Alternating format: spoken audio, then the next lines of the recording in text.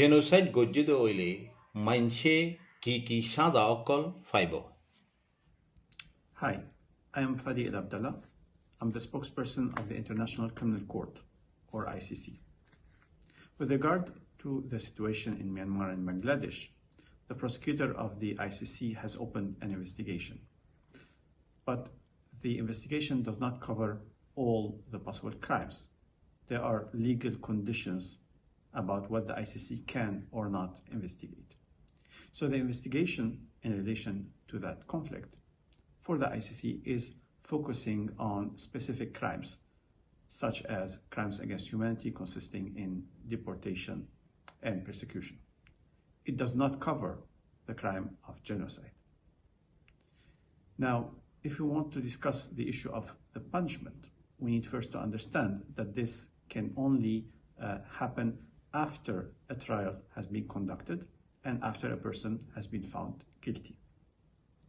For that, the process can take a long time.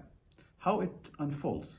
First, the prosecutor will have to gather evidence about the crimes and about the possible responsible for these crimes.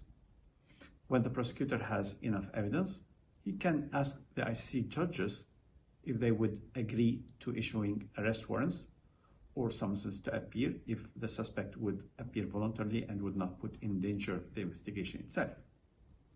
After that, the proceedings can go only if the person that is suspected of the crimes appears before the court, either voluntarily or being arrested and then surrendered to the ICC.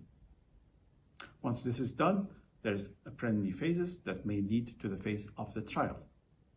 In a trial, of course, the judges will hear to the different parties and participants, will consider and examine the evidence that is presented by the prosecutor, the opinions of the representative of victims, and also what the defense would have to say.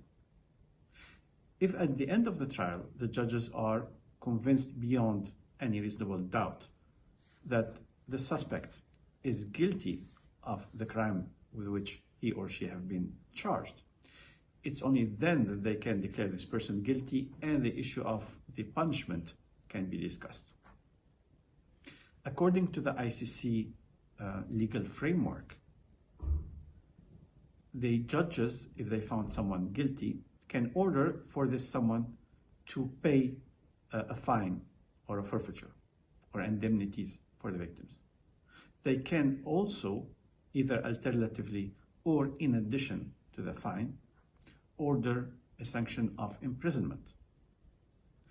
This imprisonment can be as a maximum of 30 years. In very specific circumstances, it may be a life sentence. It's up to the judges to decide. And there is no capital punishment at the ICC, so there is no death penalty at the ICC. Remember, this decision about the punishment can only happen if the person is found guilty after the proceedings, after the preliminary phase and after the trial, and that may take a certain time.